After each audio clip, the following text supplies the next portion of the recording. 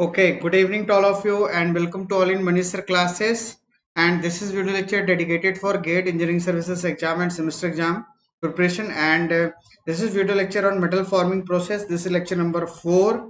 And in this lecture, I'm going to discuss with you a few fundamental topics, few fundamental concepts of metal forming process. Okay, so once again, good evening. And first of all, I would like to introduce myself. My name is Manish Singh and I'm mechanical engineering faculty and I have done MTech from IT Delhi in Production Engineering branch in 2013. And my latest GATE rank is AIR 192 in GATE 2020. And I'm also Engineering Services exam written qualified. And I have 9+ years of teaching experience for GATE and Engineering Services exam. And I'm mentored 10,000 plus students across the India, online as well as offline. So once again, welcome to all. And good evening to all of you, Shobhijit and Prateek, Nikhil, good evening. तो चलिए start करते हैं आज का session. So let's see here. First here I am going to represent three-dimensional state of stress condition. How to represent three-dimensional state of stress condition in matrix form. Correct? तो चलिए देखते हैं. आप देख सकते हो और स्ट्रेंथ ऑफ मटेरियल में ऑलरेडी मैंने आपको बताया. यहाँ पे देखो, this is sigma 1 1 tau 1 2 tau 1 3 tau 2 1 sigma 2 2. तो यहाँ पे दोस्तों आप देख रहे हो जो प्रिंसिपल डायगोनल एलिमेंट्स हैं, these are normal stresses. Correct है. And other than these all the elements are shear stresses. Correct. और ऑलरेडी यहाँ पे लिखा है. And now you also know tau 1 2 is equal to tau 2 1. These are complementary shear stress. Similarly, tau 1 3 is equal to tau 3 1. Is it clear? And similarly, tau 2 3 and tau 3 2. ये complementary shear stresses है. तो इससे दोस्तों क्या पता चला कि if you know the value of tau 1 2, tau 1 3, tau 2 3 and sigma 1 1, sigma 2 2 and sigma 3, ये 6 stresses अगर आपको पता है, then you can completely describe the three dimensional state of stress condition. Is it clear? और आज मैं इस क्लास में दोस्तों स्टेट ऑफ स्ट्रेस कंडीशन और इन्हीं के बारे में बात करने वाला हूं. करेक्ट है. Now let's see first here state of stress in three dimension once again. तो दोस्तों हमारे पास क्या होगा? इधर we have biaxial state of stress, triaxial state of stress. Correct. So let's see here the general three dimensional state of stress consist of three unequal principal stresses acting at a point. Correct. तो कोई भी state of stress given हो, आपको सबसे पहले क्या करना है? First you need to find out principal stresses. Suppose अगर मैं प्रीवियस स्लाइड में जाऊं और यहाँ पे मैंने आपको बताया था this is the state of stress condition in which we have normal and shear stresses in all planes. Yes or no? And in this three dimensional state of stress you need to find out principal stresses. Generally दोस्तों आपको two dimensional 2D के लिए plane के लिए आपको पता है कि how to calculate principal stresses. यहाँ पे मैं आपको बताऊंगा कि how to calculate principal stresses in three dimension. Correct है.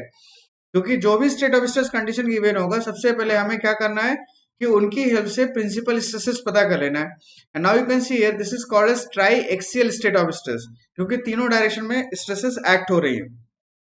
And now you can see if two of three principal stresses, आपने suppose sigma 1, sigma 2 and sigma 3 ये तीन प्रिंसिपल स्ट्रेसेस कैलकुलेट की और इनमें से अगर कोई दो प्रिंसिपल स्ट्रेसेस इक्वल है, करेक्ट है, दूसरे दोस्तों हम कहते हैं cylindrical state of stress condition. Correct है. This is called as cylindrical state of stress. Correct. If two stresses of three principal stresses are equal, then this is called a cylindrical state of stress condition.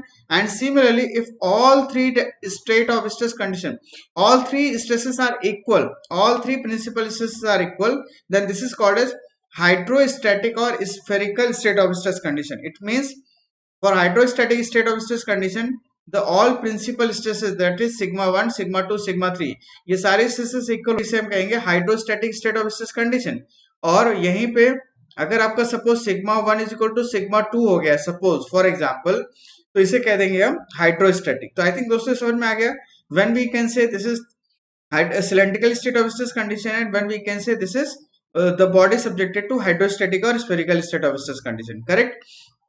Now in case of three dimensional state of stress, the procedure to calculate the principal stresses is complicated. Correct. And Mohr circle needs to be constructed.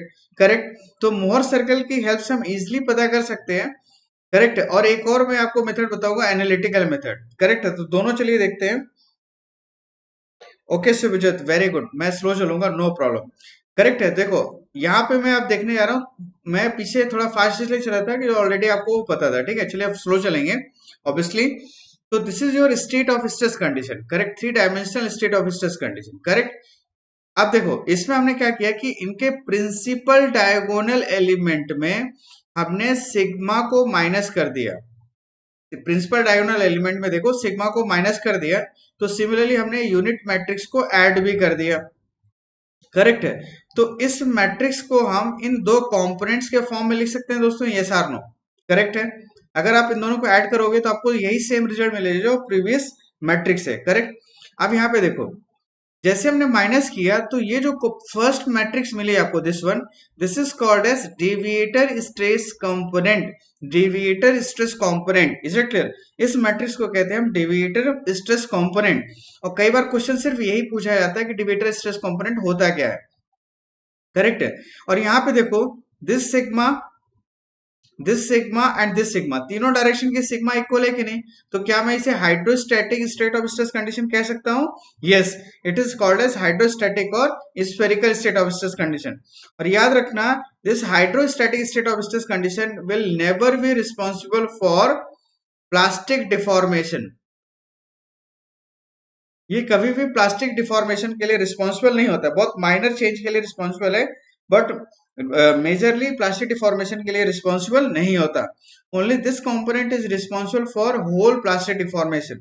Is it clear? और यहाँ पे जो sigma है, simply आप कह सकते हो this is nothing but this is mean stress, that is sigma 1 plus sigma 2 plus sigma 1 1 plus sigma 2 2 plus sigma 3, यहाँ पे 2 2 लिखा है, this is 3 3 divided by 3। Correct है। जिसे हम कह देते हैं दोस्तों मीन स्ट्रेस, एवरेज स्ट्रेस। यहाँ पे देखो इंपॉर्टेंट पॉइंट लिखा है, static state of stress condition, stress condition does not cause plastic deformation. Correct. And it only produces elastic volume change. Correct. याद रखना, हाइड्रोस्टैटिक से कभी भी प्लास्टिक डिफॉर्मेशन नहीं होता, ओनली इलास्टिक वॉल्यूम चेंज होता है। And stress deviator is responsible for change in shape of the body by plastic deformation. तो एंटायर मैटर फॉर्मिंग में दोस्तों हमारा जो होल कंसेंट्रेशन होगा इस पर्टिकुलर मैट्रिक्स में होगा। Is it clear? तो यहाँ पे किसी को डाउट है क्या? एनीवन? ये समझ में आ गया डिविएटर कंपोनेंट और hydrostatic state of stress condition. यहाँ पे आपको डाउट हो दोस्तों, आप मुझे बता सकते हो। Is it clear? Anyone? Do you have any doubt?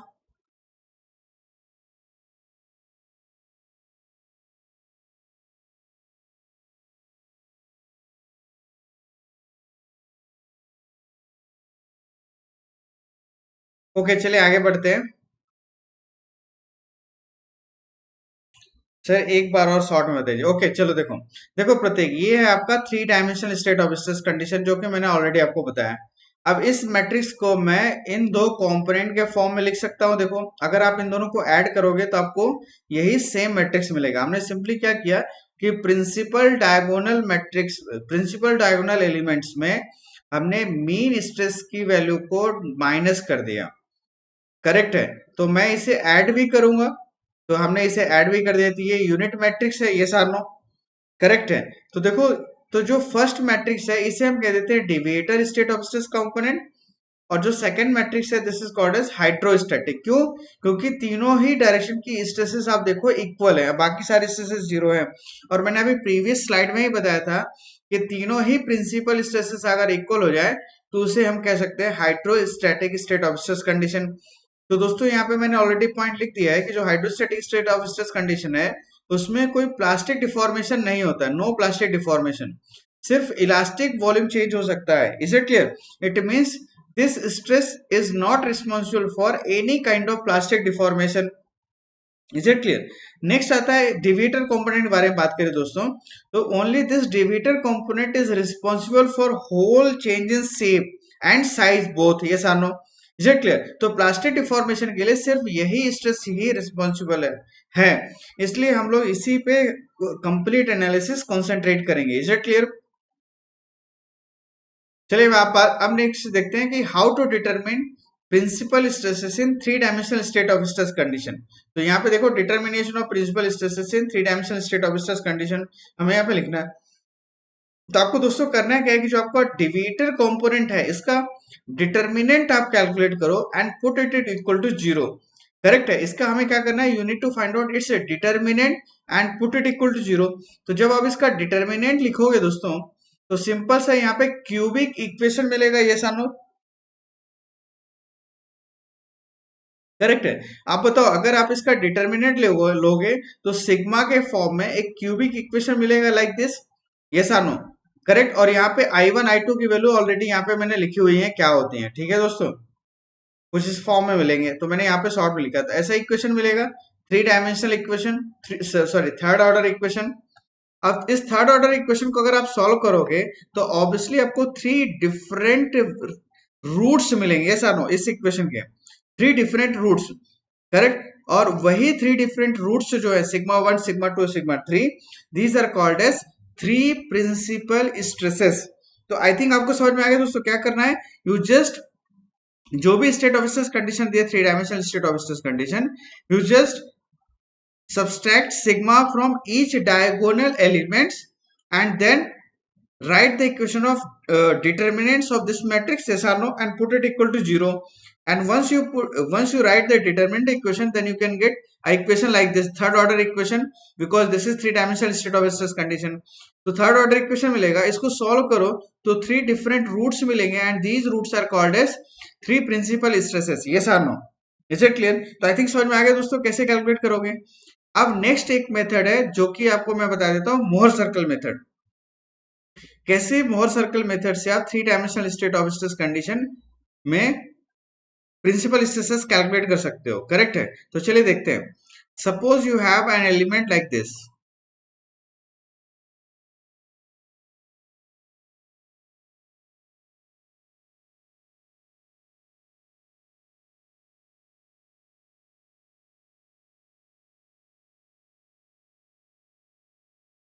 Correct है दोस्तों?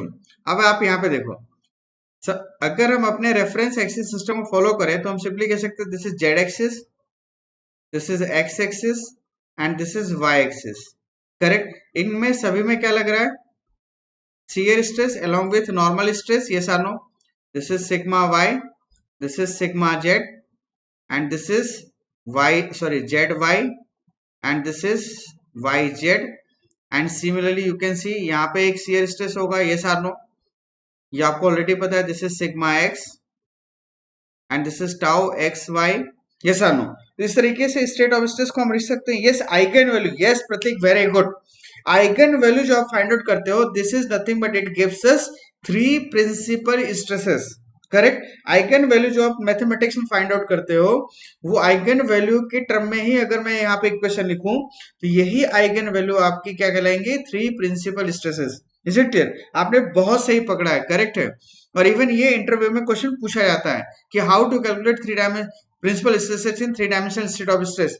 तो आप मैथमेटिक्स के फॉर्म में इस तरीके से आंसर दे सकते हो। सौम्य, गुड इवनिंग, गुड इवनिंग।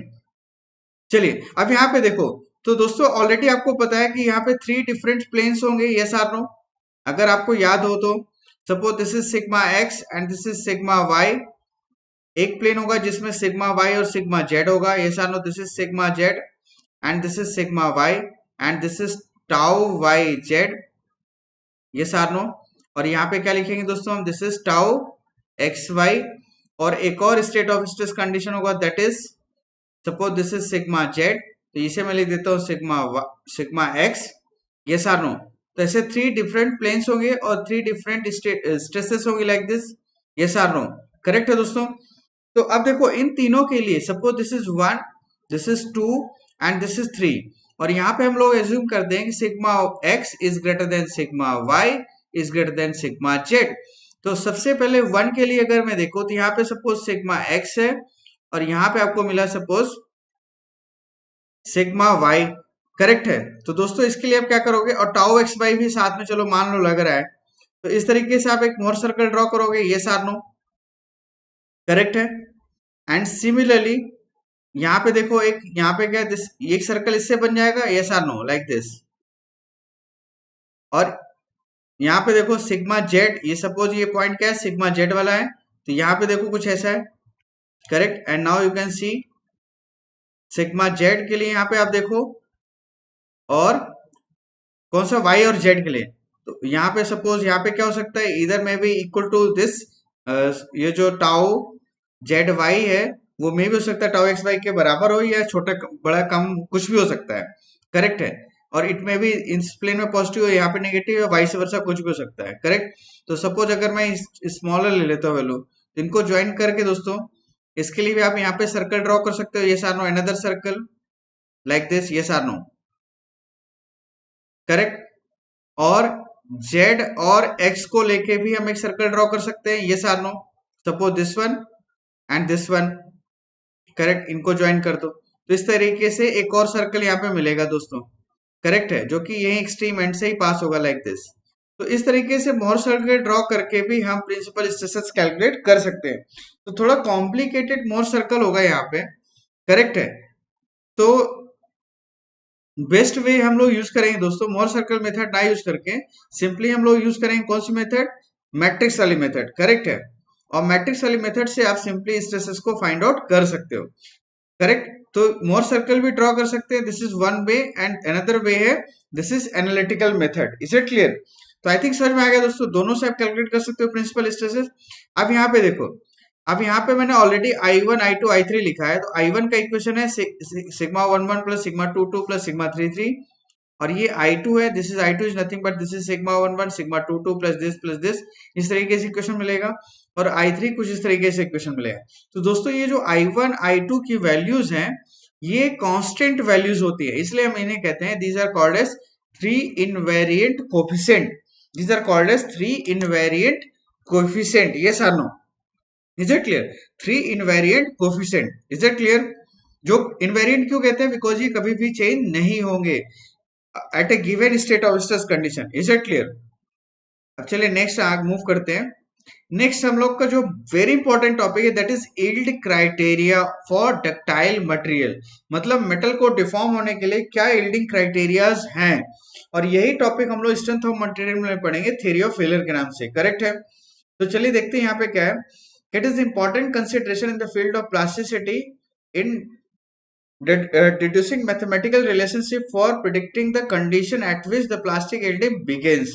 मतलब आपको क्या करना है, at a given state of stress condition आपको पता करना है कि एट व्हाट स्ट्रेस वैल्यू, किस स्ट्रेस वैल्यू के बियॉन्ड अगर मैं स्ट्रेस अप्लाई करूं तो प्लास्टिक डिफॉर्मेशन स्टार्ट होगा, उस वैल्यू को मुझे पता करना है, करेक्ट है। या सिंपली कह सकता हूं, you can see this is suppose this is induced stress, मतलब जो स्ट्रेस आप अप्लाई कर रहे हो, if this stress value is greater than or equal to sigma permissible, अगर ऐसी कंडीशन है, ये क्या है दोस्तों, सिग्मा परमिसिबल क्या लिख सकते हो, this is it can be written as s by t by n where n is a factor of safety, correct है। तो जो सिग्मा परमिसिबल की वैल्यू है, मुझे इस स्ट्रेस की वैल्यू फाइंड आउट करनी है, या आपको इस सिग्मा परमिसिबल की वैल्यू अगर गिवन है तो आपको सिग्मा इंड्यूस की वैल्यू पता करनी है। अगर ऐसी कंडीशन है तो प्लास्टिक डिफॉर्मेशन दोस्तों यहाँ पे होगा, करेक्ट है। और अगर आपके पास सिचुएशन ऐसे मिलती है कि इंड्यूस्ड स्ट्रेस की वैल्यू सिग्मा परमिसिबल से कम है, तो इस कंडीशन में दोस्तों कभी भी प्लास्टिक डिफॉर्मेशन नहीं होगा। तो दोस्तों इन case of metal forming process we always consider the stress induced must be greater than the permissible value। आई का कोई प्रतीक कोई फिजिकल सिग्निफिकेंस नहीं है, सिर्फ यहाँ पे ये बताता है कि इस इक्वेशन में जो I1 I2 है ये कांस्टेंट इक्वेशंस आएंगे। फॉर एग्जांपल देखो यहाँ पे, आप देखो एक एग्जांपल के थ्रू चलो समझाई देता हूँ, और इवन 2 सेकेंड रुको, एक क्वेश्चन ही पूछा गया था कुछ इस तरीके से, मैं यहाँ पे लिख देता हूँ, this is 10, this is 5, this is 0, this is -5, this is this is 2, this is 0, correct, this is 0, this is 0 and this is 7। अगर आपके पास कुछ ऐसी स्टेट ऑफ स्ट्रेस कंडीशन है सपोज, करेक्ट है, करेक्ट। तो दोस्तों आपको क्या करना था, मैंने कहा था प्रिंसिपल स्ट्रेस को फाइंड आउट करने के लिए आपने प्रिंसिपल डायगोनल में सिग्मा को माइनस कर दो। अब अगर मैं इसको ब्रेक करूं तो देखो क्या आएगा, 10 माइनस सिग्मा, डिटर्मिनेंट लेना है इसका, ठीक है, 10 minus sigma into 2 minus sigma into 7 minus sigma in bracket minus 0 into 2 minus 7, तो 2 माइनस सिग्मा तो 0 हो जाएगा, माइनस 5 टाइम्स ऑफ, ये क्या होगा दोस्तों, sorry -5 times of -5 into 7 minus sigma minus zero हो जाएगा इसके लिए भी, correct, plus zero times this, तो जीरो हो जाएगा, and this is equal to zero. तो इस तरीके से मैं डिटरमिनेंट का इक्वेशन लिख सकता हूँ दोस्तों। अब यहाँ पे अगर इक्वेशन को सॉल्व करो तो क्या आएगा, 10 minus sigma into, in bracket देखो, ये आ जाएगा 14 minus 7 sigma minus 2 sigma plus sigma square minus 5, और ये माइनस माइनस प्लस हो गया तो plus 5 into 7 minus sigma, and this is equal to zero. और इसको सॉल्व करो तो क्या आएगा, ये 10 minus sigma into 14 minus 9 sigma plus sigma square plus 25 into 7 minus 25 sigma, this is equal to zero. अब इसको सॉल्व करो तो क्या आएगा, यहाँ पे देखो 10 इंटू 14 तो 140 माइनस 10 इंटू 9 सिग्मा तो minus 90 sigma plus 10 sigma square minus 14 sigma minus 9 sigma square minus sigma cube plus 25 into 7 minus 25 sigma, this is equal to zero.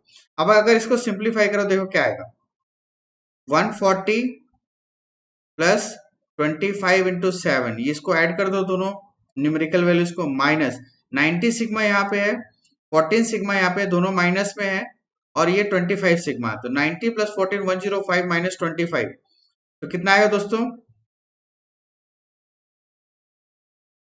105 minus 25।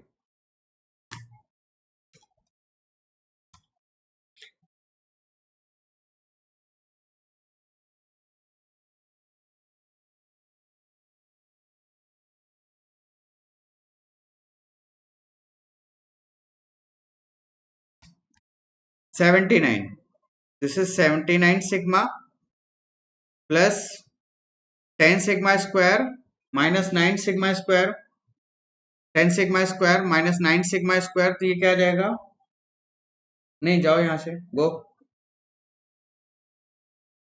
Minus 10 sigma square और यहाँ पे 10 sigma square minus 9 sigma square, तो ये क्या आएगा, you can say this is plus sigma and this is minus sigma cube and this is equal to zero. अब इसको और सिंप्लीफाई करो तो सिग्मा क्यूब, ये सिग्मा स्क्वायर था, करेक्ट है, minus sigma square plus 79 sigma plus 140 plus 225 into 7 and this is equal to zero, ये equation बनेगा, करेक्ट है। अब यहाँ पे देखो सिग्मा स्क्वायर का कोफिशिएंट, सिग्मा स्क्वायर है यहाँ पे, इसका कोफिशिएंट क्या है दोस्तों, तो मैं इसे अगर मैं I1 लिख दूं तो इसका कोफिशिएंट है minus, sorry 1, yes or no.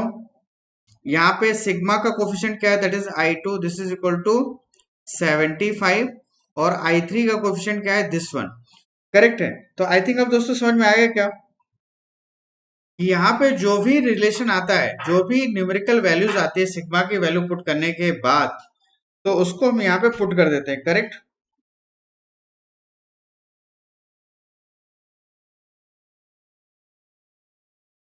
चलिए अब आगे बढ़ते हैं। तो यहाँ पे दोस्तों यील्ड क्राइटेरिया हम लोग डिस्कस कर रहे थे,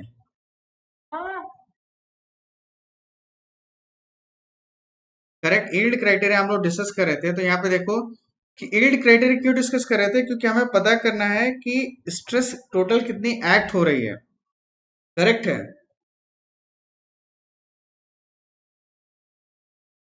कितनी हमें स्ट्रेस एक्चुअली नीडेड है जिसको हम अप्लाई करके मटेरियल को डिफॉर्म कर सकते हैं, करेक्ट है। उस वैल्यू को पता करने के लिए हम यहाँ पे यील्ड क्राइटेरिया डिस्कस करें। तो first yield criteria that is von Mises, and second yield criteria that is stress का, इज इट क्लियर, जिसे हम कहते हैं मैक्सिमम शियर स्ट्रेस क्राइटेरिया, और वॉन माइसिस कहते हैं maximum distortion energy criteria, is it clear, correct है दोस्तों।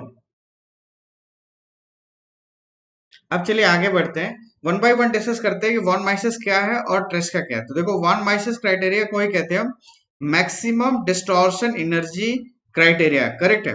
और वॉन माइसिस ने क्या कहता है, it is simply says that the second invariant equation, if second invariant equation is greater than और इक्वल टू सम कांस्टेंट का square, then plastic deformation takes place. Yes or no?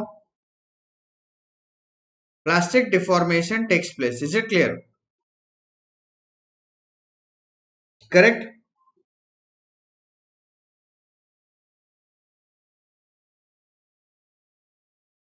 Yes, yes, yes. Very good.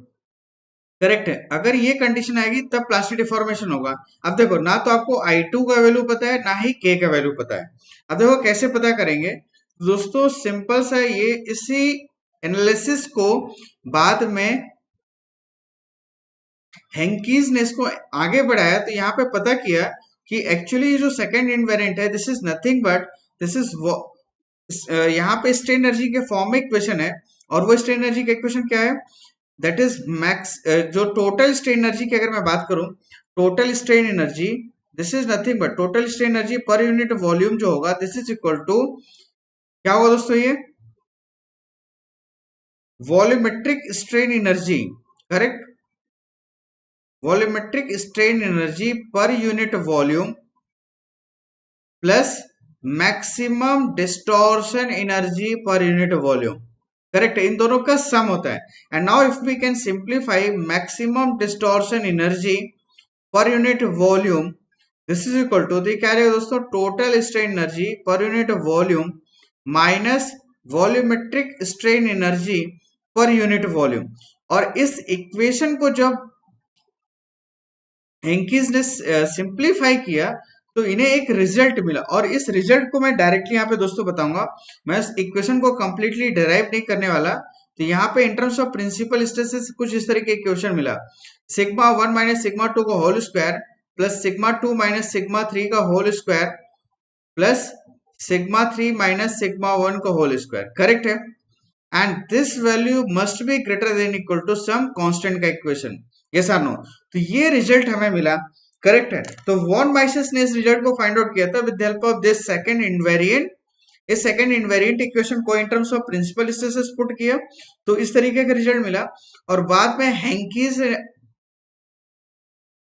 Hankies ने पता किया कि भाई जो actually ये जो एनालिसिस है, this is nothing but it is in terms of strain energy. और ये जो इक्वेशन हम लोग लिखते हैं, ये मैक्सिमम डिस्टॉर्शन एनर्जी का इक्वेशन है. तो यही वॉन माइसेस क्राइटेरिया बाद में मैक्सिमम डिस्टॉर्शन एनर्जी क्राइटेरिया से भी ये फेमस हुआ. करेक्ट है? और ये इस इक्वेशन में टोटल स्ट्रेन एनर्जी और वॉल्यूमेट्रिक स्ट्रेन एनर्जी का जब डिफरेंस लेके हम सिंप्लीफाई करते हैं, तो हमारे पास इस तरीके का इक्वेशन मिलता है. करेक्ट है? अब क्वेश्चन आता है कि what is the value of के. के की वैल्यू क्या होगी? करेक्ट है? तब तो आपको एग्जैक्ट इक्वेशन पता चलेगा. तो इसके लिए दोस्तों सिंपल से हमने यहाँ पे देखा uniaxial tensile test. Uniaxial tensile test. Correct है? इसमें हमने क्या किया है कि simply we can apply stress along one direction, that is sigma 1, this is not equal to 0, and remaining sigma 2 is equal to 0 and sigma 3 is equal to 0. Other two direction में stresses zero हो गए. इस प्रतीक के constant है, के is a constant, और अभी हमें नहीं पता what is the value of K. Correct? तो हमने यहाँ पे यूनिएक्सियल टेंसाइल टेस्ट परफॉर्म किया, and according to this experiment हमने सिग्मा 1, सिग्मा 2 और सिग्मा 3 की वैल्यू चलो पुट करते हैं. And let us consider sigma 1 is nothing but, let us consider जो सिग्मा 1 हम अप्लाई करते हैं, इसकी वैल्यू हम अप्लाई करेंगे up to yield stress. Correct है? एस वाई टी तक हम इसको अप्लाई करते हैं, या इसी को हम लोग बाद में कहेंगे दोस्तों नॉमिनल स्ट्रेस. कहीं करेक्ट है? ये नॉमिनल स्ट्रेस से भी ना जाना जाएगा, यही यील्ड स्ट्रेस है. तो सिग्मा 1 की वैल्यू हमने यील्ड स्ट्रेस तक अप्लाई की, और सिग्मा 2 सिग्मा 3 तीनों दोनों डायरेक्शन के स्ट्रेसेस जीरो है. अब अगर इस इक्वेशन को मैं प्रीवियस इक्वेशन में पुट करूं, इस इक्वेशन में, करेक्ट है, इक्वेशन नंबर 1 में, तो देखो क्या रिजल्ट मिलता है. सिग्मा 1 की जगह मैं सिंपली सिग्मा नॉट लिखता हूं, and this is 0 plus sigma 2 zero है, सिग्मा 3 जीरो है, प्लस सिग्मा 3 जीरो है और सिग्मा 1 सिग्मा नॉट है, and this is greater than और इक्वल टू के स्क्वायर. तो यहां से दोस्तों जब सॉल्व करें तो यहां से क्या मिला? 2 times of sigma not square, this is greater than और equal to K square. It means K की जो लिमिटिंग वैल्यू है, के की जो लिमिटिंग वैल्यू है, this is nothing but it is क्या मिलेगी दोस्तों? This is root 2 times of sigma not. Yes और नो? करेक्ट है? ये के की वैल्यू मिल गई. ये लिमिटिंग वैल्यू, और simply you can say k is equal to 2 times of sigma not square. In terms of square अगर लिखना चाहो तो आपके पास कुछ ऐसा इक्वेशन मिलेगा। और जैसे हमें ये वैल्यू मिल गई तो इमीडिएटली हमने इसकी वैल्यू पुट की इक्वेशन 1 में। करेक्ट है, फ्रॉम इक्वेशन 1। करेक्ट, तो यहां से फाइनल जो रिजल्ट मिला वो क्या मिला, sigma 1 minus sigma 2 whole square plus sigma 2 minus sigma 3 whole square plus sigma 3 minus sigma 1 whole square, and this is greater than or equal to 2 times of sigma naught square. Or instead of sigma naught square you can also write sigma permissible. Is it clear? तो ये हमारे पास von माइसेस criteria का final expression मिला, and on the basis of this expression we can analyze, we can find out the value of sigma naught for all the stresses condition. Is it clear? Correct, ये हमारे पास final result मिला। मालिक zero कैसे आएगा, sigma not square है यहाँ पे। ओहो, स्क्वायर करना तो रह ही गया। ये लो, अब ठीक है प्रतीक।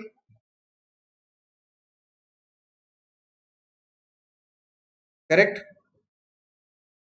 Okay, very good. ये रिजल्ट मिलेगा। अब हमें इसे एनालिसिस करना है। तो दोस्तों मेटल फॉर्मिंग में 3 डिफरेंट केसेस होते हैं जिसमें मेटल डिफॉर्म होता है। पहला कंडीशन है plane stress condition. Plane stress condition, metal का deformation plane stress condition. Plane stress condition मतलब क्या हुआ कि stress in third direction will be zero. सिर्फ सिग्मा 1 एंड सिग्मा 2 दो ही स्ट्रेसेस लग रही है, और इस कंडीशन में हमें देखना है कि how the material can deform. Is it clear? और इसके बहुत सारे आपको केसेस मिल जाएंगे। और जनरली ये कंडीशन कब आती है, when one dimension is very less as compare to other 2 dimensions. अगर आपके पास सपोज एक कोई ऐसी प्लेट है या सीट है, simply you can say this is sheet. Correct, like this. यहाँ पे आप देखो इसकी थिकनेस क्या है, this is very less as compare to its length and height. ये सारो थिकनेस बहुत कम है।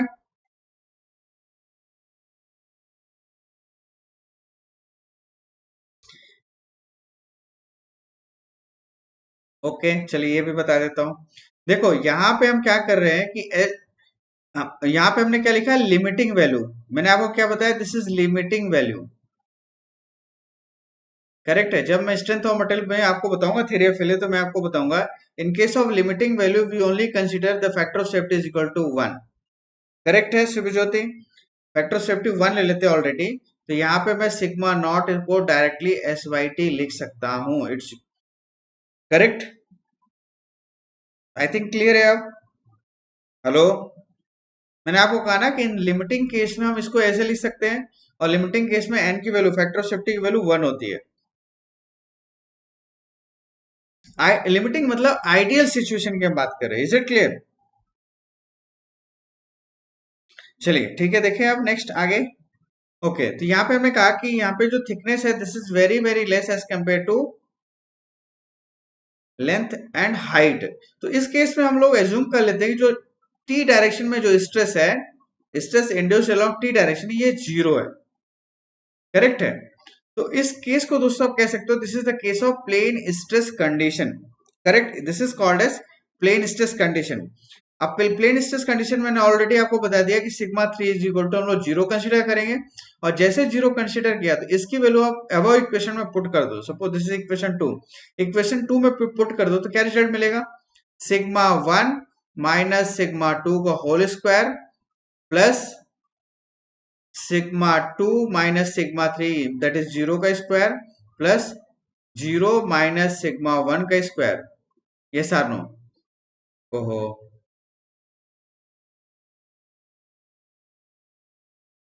ये चलो मैं इस फिगर को डिलीट कर देता हूँ, डोंट वरी। फिर से लिख देता है इक्वेशन। करेक्ट, तो यहाँ पे क्या रिजल्ट आएगा देखो, once again sigma 1 minus sigma 2 का whole square plus sigma 2 minus zero का whole square plus zero minus sigma 1 का whole square, and this is greater than और equal to 2 times of sigma not square. इस तरीके से result मिलेगा। अब अगर आप इसे सिंप्लीफाई करोगे तो ये रिजल्ट इस तरीके से मिलेगा। मैं फिर से लिख देता हूँ, sigma 1 square minus 2 times of sigma 1 sigma 2 plus sigma 2 square plus sigma two square plus sigma one square greater than equal to two times of sigma not square. तो यहाँ पे दोस्तों क्या आएगा, सिग्मा टू टाइम्स ऑफ, हर एक term दो बार है तो मैं इसको कॉमन ले लूं, sigma one square minus sigma one sigma two plus sigma two square. Correct, देखो यहाँ पे हर एक टर्म दो बार है, सिग्मा वन स्क्वायर दिस और ये ऑलरेडी है, and this is greater than equal to two times of sigma not square. इसको सिंप्लीफाई करें, क्या रिजल्ट मिला कि sigma one square minus sigma one sigma two plus sigma two square. Correct है, and this is equal to sigma not square. अब question आता है कि इसका मीनिंग क्या है दोस्तों। करेक्ट, अब हमें इसका मीनिंग समझना है, ये इक्वेशन कहता है क्या है।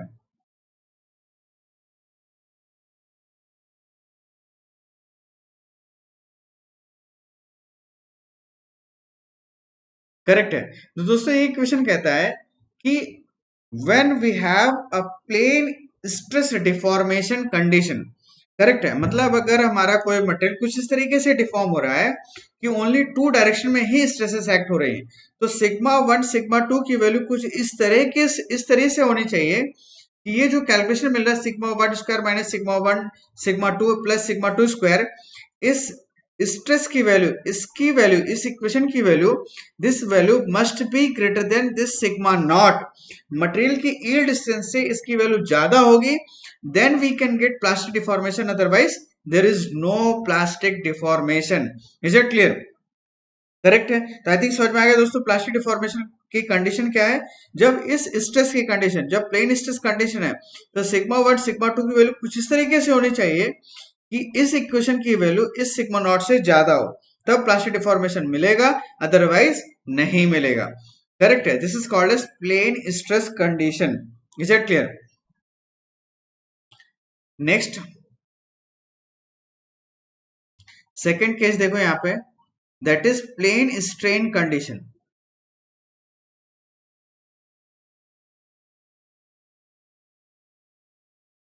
करेक्ट, और प्लेन स्ट्रेन कंडीशन में होता क्या है दोस्तों कि here we assume there is no strain induce in third direction.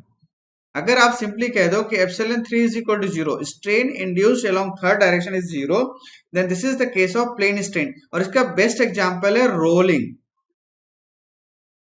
कैसे देखो, suppose this is your sheet,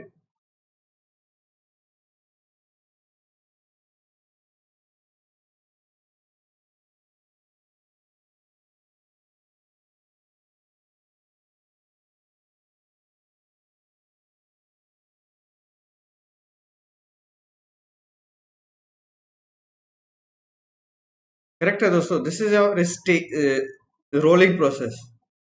correct, यहाँ पे देखो होता क्या है जनरली कि in the rolling process we restrict the plastic deformation along width. Width के अलोंग हम लोग क्या करते हैं दोस्तों, प्लास्टिक डिफॉर्मेशन को प्रिवेंट कर देते हैं by providing support roller. Is it clear?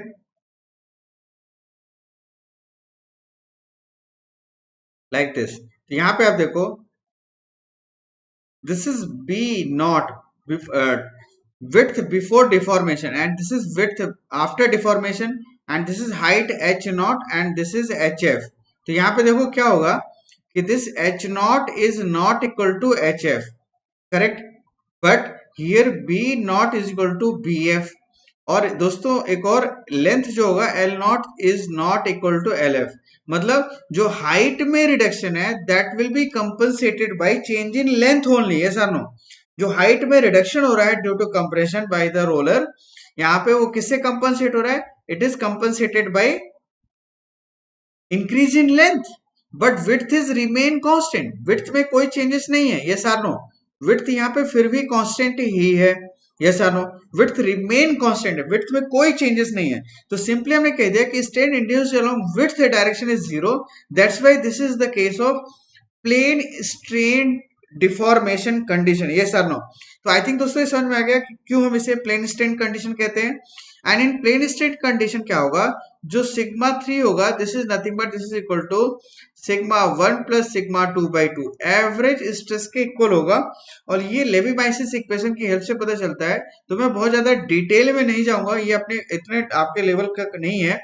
आप सिंपल समझो कि whenever you have plane strain condition, then the stress induced along third direction must be equal to the average stress. Is it clear? Correct है, ये इसके बराबर होगा. And here we assume sigma 1 is greater than sigma 2. Correct है. तो इस condition में अगर मैं फॉर्मूला में वैल्यू पुट कर दूं प्रीवियस इक्वेशन में, देखो यहाँ पे इस पर्टिकुलर इक्वेशन में अगर मैं वैल्यू पुट कर दूं तो देखो क्या रिजल्ट आएगा. देखो, थैंक यू प्रतीक. चलो देखो यहाँ पे क्या है, सिग्मा 1 माइनस सिग्मा 2 का whole square plus sigma 2 minus sigma 3. Sigma 3 की जगह लिख सकता हूं सिग्मा 1 प्लस सिग्मा 2/2 का whole square plus sigma 3, that is sigma 1 plus sigma 2/2 minus sigma 1 का whole square, this is greater than equal to sigma not square. Correct. इस case में आप देखो क्या रिजल्ट आएगा, सिग्मा 1 माइनस सिग्मा 2 का whole square plus, यहाँ पे देखो अगर मैं इसको सिंप्लीफाई करूं तो क्या आएगा दोस्तों, 2 sigma 2 minus sigma 1 plus sigma 2. तो सिंपली क्या आ जाएगा, ये सिग्मा 2 माइनस सिग्मा 1/2. डायरेक्ट लिख दो दोस्तों, ये स्क्वायर आएगा, ये सारों प्लस इसको सिंप्लीफाई करोगे तो यहां भी ये सेम रिजल्ट आएगा, सिग्मा 1 माइनस सिग्मा 2/2 का whole square and this is greater than equal to sigma not square. Is it clear? अब यहाँ पे देखो सिग्मा 1 माइनस सिग्मा 2 का होल स्क्वायर प्लस ये 2 को अगर मैं ब्रैकेट से बाहर निकालूं तो ये 4 हो जाएगा, और ये सिग्मा 2 माइनस सिग्मा 1 का स्क्वायर, ये सिग्मा 1 माइनस सिग्मा 2 का स्क्वायर, दोनों सेम ही होगा. तो मैं ऐसे लिख सकता हूँ सिग्मा 1 माइनस सिग्मा 2 का whole square divided by 4 plus sigma 1 minus sigma 2 का whole square divided by 4 greater than equal to sigma not square. और इसे आप सिंप्लीफाई करो, देखो क्या आएगा, सिग्मा 1 माइनस सिग्मा 2 का होल स्क्वायर प्लस ये क्या आएगा दोस्तों, सिग्मा 1 माइनस सिग्मा 2 का होल स्क्वायर डिवाइडेड बाई 2, इनका सम हाफ हो जाएगा and this is greater than equal to sigma not square. और इसको सिंप्लीफाई करोगे तो आपको ये आएगा 3/2 टाइम्स ऑफ सिग्मा, और यहाँ पे मैं 2 लिखना भूल गया, यहाँ पे हर जगह 2 भी होगा दोस्तों, सिग्मा 1 माइनस सिग्मा 2 का whole square greater than equal to 2 times of sigma not square. तो इसको सिंप्लीफाई करेंगे तो कुछ इस तरीके से वैल्यू आएगी, सिग्मा 1 माइनस सिग्मा 2 का whole square greater than equal to 4/3 times of sigma not square. And now further अगर मैं सिंप्लीफाई करूं तो ये रिजल्ट आएगा, sigma 1 minus sigma 2 is greater than और equal to 2/√3 times of sigma naught. Is it clear? This is final result. और मे भी हो सकता है कि आपने कभी ऐसा रिजल्ट आपने देखा हो. करेक्ट है. तो जब भी प्लेन स्ट्रेन कंडीशन में डिफॉर्मेशन होगा तो सिग्मा 1 और सिग्मा 2 के डिफरेंस का value 2/√3 times of sigma not के बराबर होना चाहिए दोस्तों, तभी प्लास्टिक डिफॉर्मेशन होगा. अदरवाइज यहाँ पे प्लास्टिक डिफॉर्मेशन नहीं मिल सकता. Is it clear? तो this is the final result.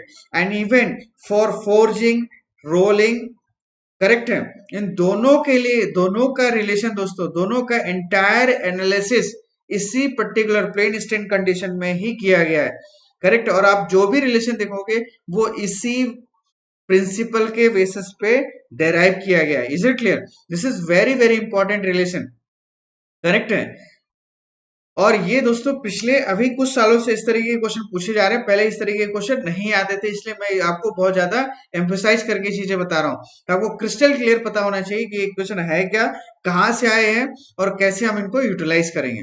और नेक्स्ट यहाँ पे थर्ड कंडीशन है, चलिए इसको भी डिस्कस कर लेते हैं, दैट इज प्योर शियर. अब हमारा थर्ड केस है pure shear, deformation due to pure shear. और इसके लिए सबसे बड़ा एग्जाम्पल है shearing operation. Is it clear?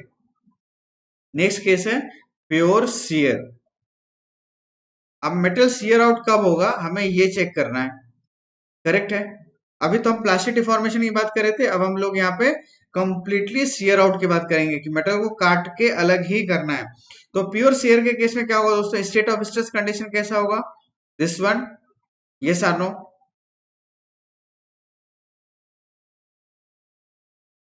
Correct, this is support tau and this is tau, correct. तो इस केस में दोस्तों आपको अभी मैंने मोर सर्कल बताया था स्ट्रेंथ ऑफ मटेरियल की क्लास में कि मोर सर्कल कुछ इस तरीके से फॉर्म होगा, yes or no, like this.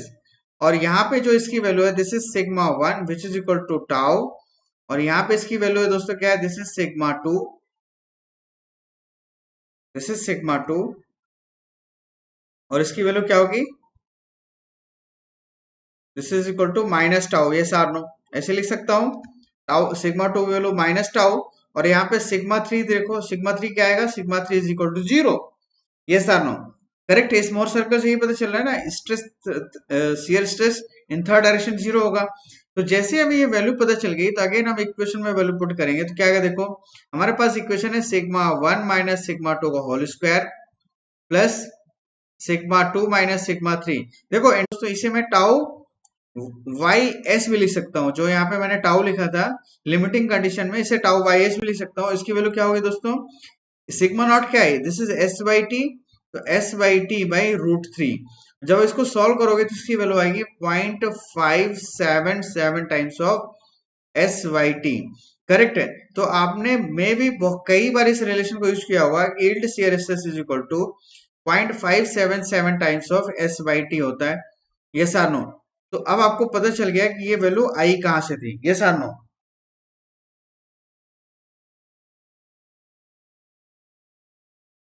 Correct है। तो आई थिंक दोस्तों ये समझ में आया क्या यहाँ पे कैसे हमने प्योर शेयर, तो प्योर शेयर के केस में डिफॉर्मेशन कब होगा, जब इस टाउ की value sigma not by root three से ज्यादा होगी, ये सर नो, तब जाके यहाँ पे मेटल डिफॉर्म होगा, अदरवाइज मेटल डिफॉर्म नहीं हो सकता। Is it clear? तो आई थिंक दोस्तों यहाँ पे समझ में आ गया। अगर आपको यहाँ पे कुछ भी डाउट लगता है then you can ask me, anyone. Hello Prateek, तो अब मैं किसी को कुछ डाउट है क्या यहाँ पे?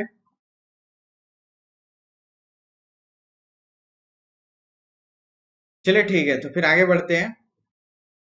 अब वॉन माइसिस क्राइटेरिया के कुछ बेनिफिट्स देख लेते हैं। तो von Mises yield criteria implies that yielding is not depends on any particular normal stress or shear stress, but instead of yielding depends upon the function of all three values of principal stresses।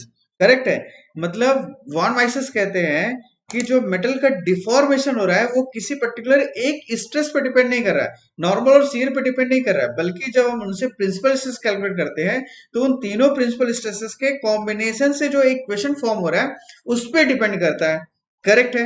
And now since the von Mises criteria involves square term, the result is independent of the sign of individual stresses, मतलब tension हो या compression उस पर कोई फर्क नहीं पड़ना।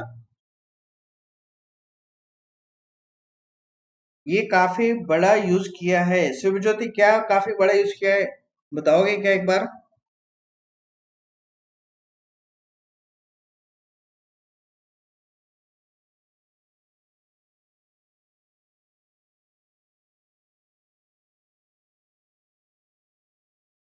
चलिए ठीक है, आप मुझे एक क्वेश्चन एक्सप्लेन कर दीजिए एक बार फिर से, फिर मैं बताता हूँ। नेक्स्ट हम लोग आगे बढ़ते हैं। देखो तो आई थिंक समझ में आ गया, यहाँ पे स्क्वायर टर्म होने की वजह से इसमें कोई फर्क नहीं पड़ता कि स्ट्रेस जो है वो टेंसाइल नेचर की है या फिर कंप्रेसिव नेचर की है। Next, this is an important advantage since it is not necessary to know which are the largest and smallest principal stresses, correct है। हमें यहाँ से कोई फर्क नहीं पड़ता कि कौन सी स्ट्रेस मैक्सिमम है, कौन सी स्ट्रेस मिनिमम है, करेक्ट है। और इसका आप ज्यादा तरीके अच्छे तरीके से और समझोगे जब हम लोग डिस्कस करेंगे next yielding criteria, that is Tresca criteria, या इसी को कहते हैं मैक्सिमम शियर स्ट्रेस क्राइटेरिया। तो मैक्सिमम शियर स्ट्रेस क्राइटेरिया कहता है कि जो टाउ मैक्स है, this induced value is greater than equal to some constant K, then plastic deformation takes place, otherwise no plastic deformation. मतलब जो टाउमैक्स की वैल्यू है अगर कुछ कांस्टेंट के की वैल्यू से ज्यादा हो जाए तो डिफॉर्मेशन होगा। अब क्वेश्चन आता है कि के क्या है, अगेन यूनिवर्सल टेंसाइल टेस्ट से हम कह सकते हैं ना कि sigma one is equal to sigma not and sigma two is equal to zero, sigma three is equal to zero. तो इन तीनों वैल्यूज में दोस्तों मैं कह सकता हूँ दिस इज सिग्मा मैक्सिमम, और इन दोनों में क्या आएगा, दोनों क्या कहलाएगा, sigma minimum.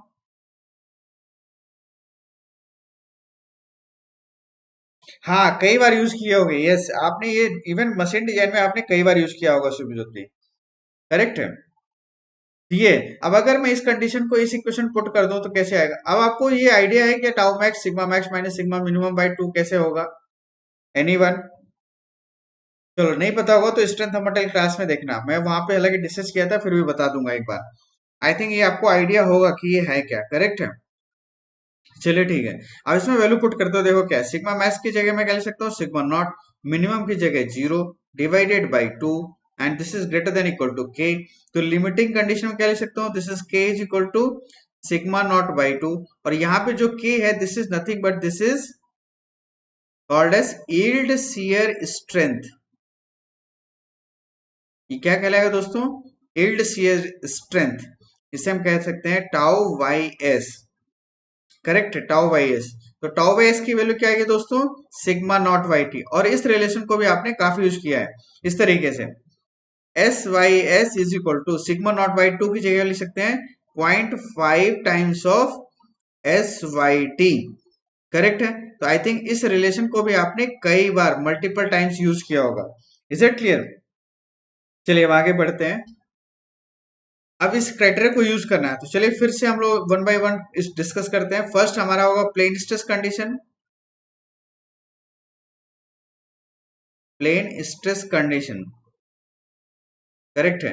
Plane stress condition means again sigma 3 is equal to 0। तो इस केस में दोस्तों हमें क्या फाइंड आउट करना है? टाउ मैक्स पता करना है। तो देखो हमें जो टाउ मैक्स पता करना है, this is nothing but this is absolute tau max.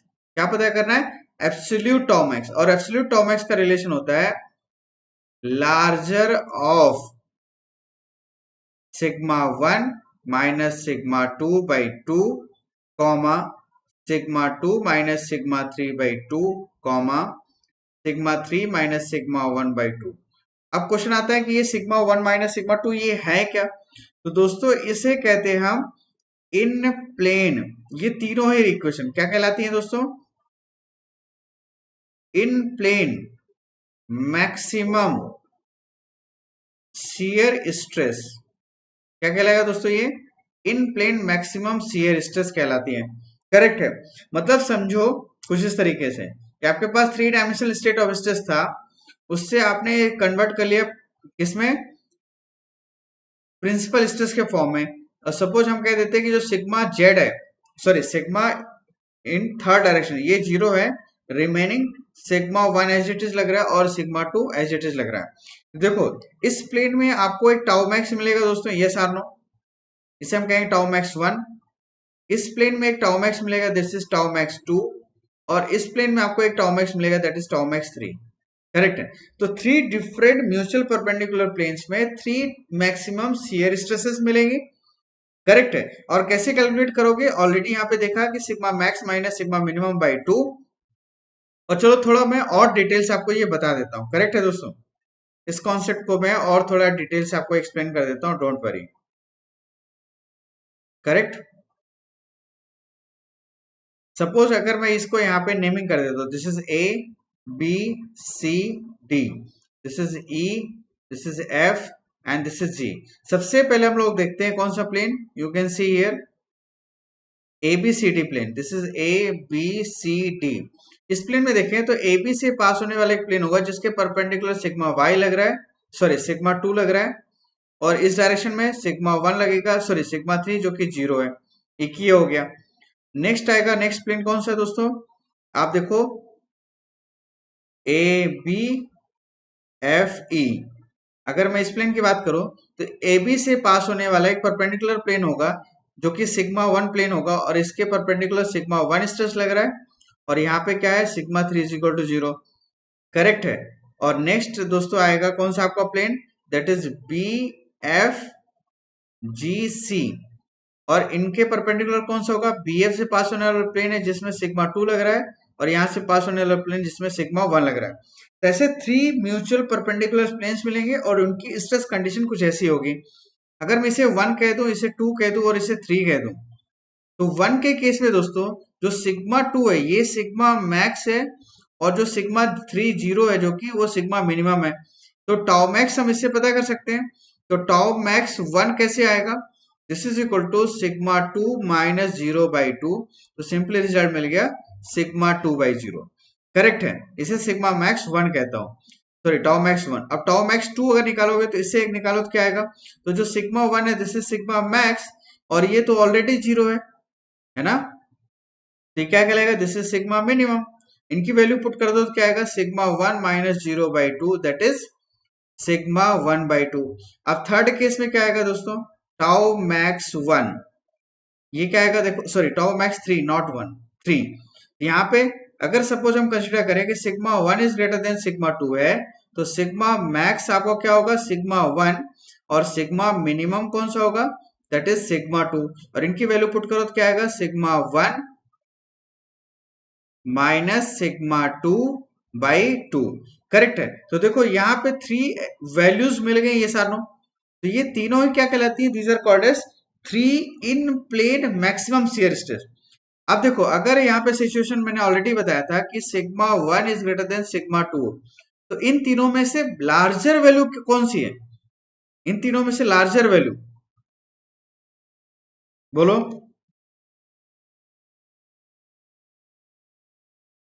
इन तीनों में से लार्जर वैल्यू जो होगा वही आपका एब्सोल्यूट टाउ मैक्स कहलाएगा।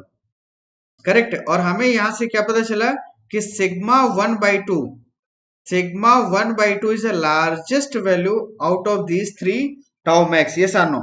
तो जो सिग्मा 1/2 है this is called as absolute tau max, और यही सेम हम पता कर सकते हैं दोस्तों with help of this relation.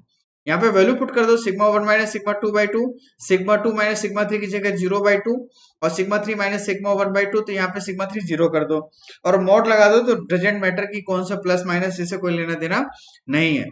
Correct है, यहाँ पे मॉड लगा दो, करेक्ट है, तो आप प्लस माइनस के लफड़े से ही बच जाओगे, तो इस तरीके से पता कर सकते हो। तो ये तरीका है एब्सोल्यूट, मतलब हमें क्या करना है, इसका सिंपल सा मीनिंग समझो कि एक सिटी में 3 कॉलोनियां थी, करेक्ट है, कॉलोनी ए, कॉलोनी बी, कॉलोनी 3, तीनों कॉलोनी में एक एक इंडिविजुअल गुंडे रहते हैं वहां पे, है ना, एक गुंडा कॉलोनी 1 में है, दूसरा गुंडा कॉलोनी 2 में है, तीसरा कॉलोनी में 3 में है। करेक्ट है, अब आपको कंप्लीट पूरी सिटी में अगर कब्जा करना है तो कैसे करोगे, तो ऑब्वियसली आप ढूंढोगे कि इन तीनों में से, तीनों गुंडों में सबसे मजबूत गुंडा कौन सा है, अगर मैं उसको ही निपटा दूं, करेक्ट है, तो पूरी सिटी में कब्जा हो जाएगा कि नहीं। तो यही सेम हम यहाँ पे करते हैं कि हम तीनों में ढूंढते हैं कि मैक्सिमम शियर स्ट्रेस कौन सी है, और उन तीनों मैक्सिमम शियर स्ट्रेस में से मैक्सिमम शियर स्ट्रेस से ज्यादा अगर मैं स्ट्रेस अप्लाई कर दूं तो 100% मटेरियल शियर आउट होगा, 100% मटेरियल डिफॉर्म होगा, ये सारा। तो आई थिंक दोस्तों इसका मीनिंग समझ में आया क्या, हेलो एनीवन, करेक्ट है। तो इस प्लेन स्ट्रेस कंडीशन में सिंपल सा रिजल्ट मिल गया कि सिग्मा 3 0 है, तो यहाँ पे हमारा रिजल्ट क्या आएगा, मैं इसे रेड पेन से लिख देता हूं कि sigma 1/2 is greater than equal to sigma not by 2। अगर हमारे पास ऐसा रिजल्ट है तो मेटल डिफॉर्म होगा, अदरवाइज नो डिफॉर्मेशन, ये सार नो। तो आई थिंक दोस्तों ये समझ में आया कि नहीं, ये क्या लिख दिया मैंने, करेक्ट, तो ये हो गया प्लेन स्ट्रेस कंडीशन। अब नेक्स्ट आता है plane strain condition, is it clear, second case है that is plane strain condition. And once again you can see here in case of plane strain condition the sigma 3 is nothing but this is sigma 1 plus sigma 2/2, and let us consider sigma 1 is greater than sigma 2। Correct है, तो इन तीनों values में आप बता सकते हो sigma 2 sigma 3 में सबसे मैक्सिमम वैल्यू कौन सा होगा दोस्तों, सिग्मा मैक्स, तो ऑब्वियसली सिग्मा 1 होगा, करेक्ट है, और सिग्मा मिनिमम कौन सा होगा दोस्तों, सिग्मा मिनिमम कौन सा, सिग्मा 1 ग्रेटर देन सिग्मा 2, और ये एवरेज है, तो एवरेज वैल्यू हमेशा मैक्सिमम से क्या होगा, एवरेज वैल्यू हमेशा मैक्सिमम से छोटा होगा, बट मिनिमम से क्या होगा दोस्तों, हमेशा बड़ा होगा। तो हमारा स्ट्रेस का जो रिलेशन होगा कुछ इस तरीके से आएगा, तो सिग्मा मिनिमम कौन सा होगा, ऑलरेडी सिग्मा 2 होगा, तो यहाँ पे हम टाउ मैक्स क्या लिख सकते हैं दोस्तों, it is simply written as sigma 1 minus sigma 2/2, and this should be greater than equal to sigma naught by root 2, या simply you can say sigma 1 minus sigma 2 की वैल्यू क्या होनी चाहिए, greater than sigma naught, तो plastic deformation मिलेगा, otherwise no plastic deformation, yes और no, correct है। तो इस तरीके से हम पता कर सकते हैं दोस्तों ये सेकंड केस हुआ। अब थर्ड केस देखो। अब यहाँ पे मैं एब्सोल्यूट एक और कॉन्सेप्ट मैं आपको बता दूं। ये एब्सोल्यूट वाला जो कॉन्सेप्ट है ये तभी मैं अप्लाई करता हूं जब या तो कोई स्ट्रेस जीरो हो या कोई स्ट्रेस पॉजिटिव हो, कोई स्ट्रेस नेगेटिव हो, अनलाइक स्ट्रेसेस एक्ट हो रही हो, उस केस में मैं एक कॉन्सेप्ट अप्लाई करूंगा। अदरवाइज आप डायरेक्ट प्लस माइनस, अगर आपको डायरेक्ट मैक्सिमम मिनिमम वैल्यू मिल रही है तो डायरेक्ट आप फॉर्मूला में अप्लाई करो और आंसर के मजे लो। करेक्ट है। चलिए नेक्स्ट आप बात करते हैं third, that is pure shear. Correct है। तो प्योर शियर के केस में क्या होगा दोस्तों? अगेन मैं आप डिटेल में नहीं जाऊंगा। Sigma one is equal to tau and sigma two की वैल्यू माइनस टाउ मिलेगा and sigma three is equal to zero. अब आप मुझे बताओ इनमें से मैक्सिमम वैल्यू कौन सा है? तो obviously this one is sigma max and which one is minimum? तो this one is minimum. Correct. लेकिन यहाँ पे वंस अगेन अगर आप इस तरीके से गए तो मे भी आपसे गलती होने के चांसेस बढ़ जाएंगे। करेक्ट है। तो जब भी मैंने आपको बताया था कि जब अनलाइक नेचर की स्ट्रेसेस एक्ट हो रही हो तो एब्सोल्यूट वाला कॉन्सेप्ट यूज करो। तो एब्सोल्यूट टाउ मैक्स क्या होगा दोस्तों? सिंपली मैं यहाँ पे लिखता हूँ larger of sigma one minus sigma two by two. तो टाउ माइनस माइनस प्लस हो गया, tau by two comma minus tau by two comma tau by two direct लिख दिया। करेक्ट है दोस्तों। यहाँ पे देखो कि tau plus tau by two, तो ये इसकी वैल्यू क्या आएगी? दिस इज, ये समझ में आएगा ना टाउ प्लस टाउ कैसे लिख दिया? क्योंकि यहाँ पे सिग्मा वन प्लस टाउ है और सिग्मा टू की वैल्यू माइनस टाउ है। तो sigma one minus sigma to रखूंगा तो टाउ माइनस माइनस टाउ रखूंगा तो प्लस आ जाएगा। तो tau comma minus tau by two comma tau by two यहाँ पे। तो अब देखो इनमें से लार्जर वैल्यू कौन सी है? तो ऑब्वियसली यहाँ पे लार्जर वैल्यू है टाउ। करेक्ट है। तो this shear stress should be greater than equal to sigma naught by 2, then plastic deformation takes place, otherwise again no plastic deformation. yes or no? तो दोस्तों ये मैंने आपको दोनों थियरीज के रिस्पेक्ट में यील्डिंग क्राइटेरिया क्या होगा थ्री डिफरेंट केसेस के रिस्पेक्ट में, specially plane strain, plane stress and pure shear, क्या रिलेशंस आएंगे वो मैंने सारे बता दिए दोस्तों। करेक्ट है। अब आप मुझे बताओ अगर आपको कहीं भी कुछ भी डाउट लगता है इन रिलेशंस में, करेक्ट है, तो आप मुझसे आप बता सकते हो। करेक्ट है।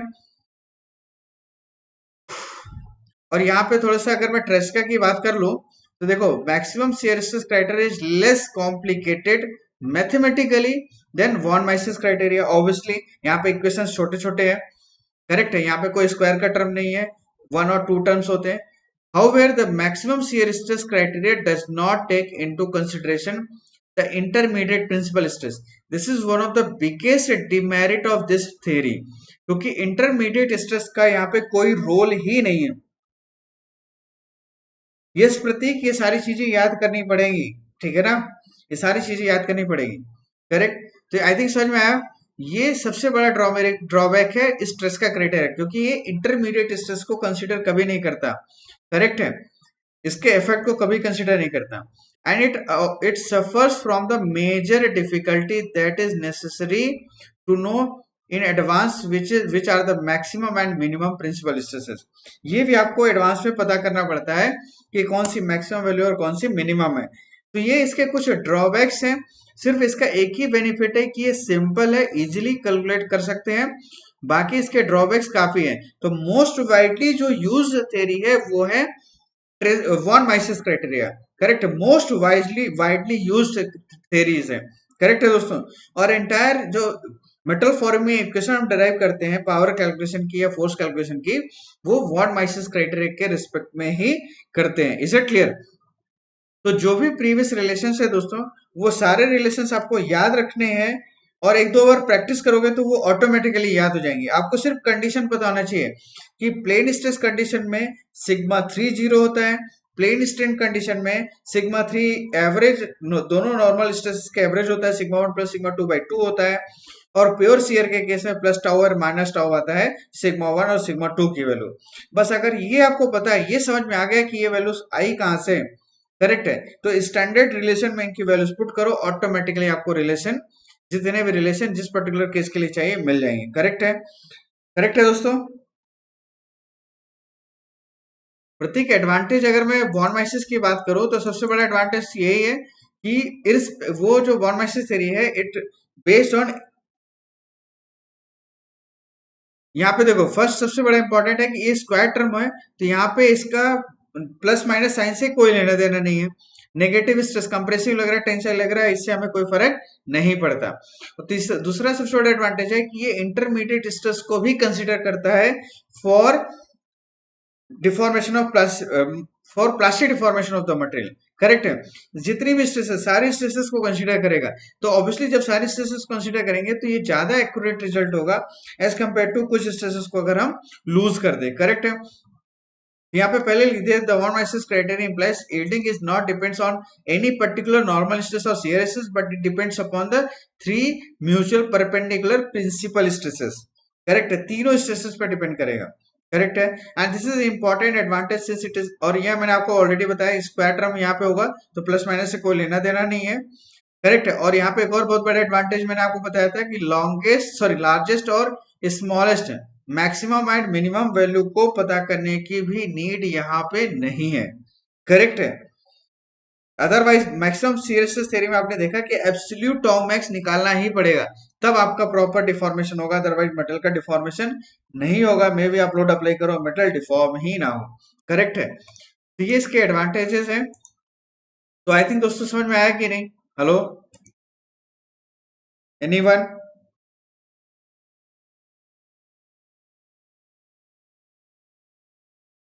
चलिए ठीक है। तो दोस्तों अगर आपने लेक्चर को लाइक नहीं किया तो फटाफट लाइक कर देना, और चैनल सब्सक्राइब नहीं किया तो सब्सक्राइब भी कर दो।